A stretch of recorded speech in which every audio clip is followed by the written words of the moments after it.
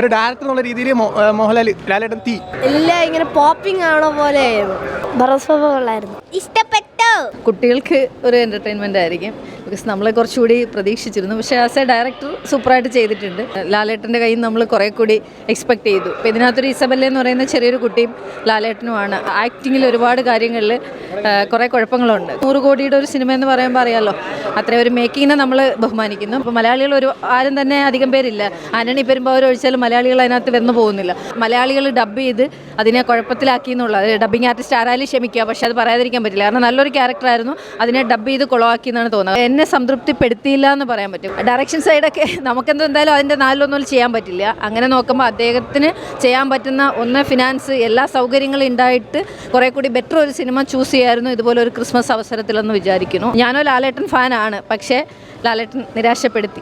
ചിലവർക്കൊന്നും ഈ പടം പോകില്ല. നല്ല പടമൊന്നും ഈ ഓഡിയൻസിന് പറ്റൂല. ഒന്നാമത്തെ കാര്യം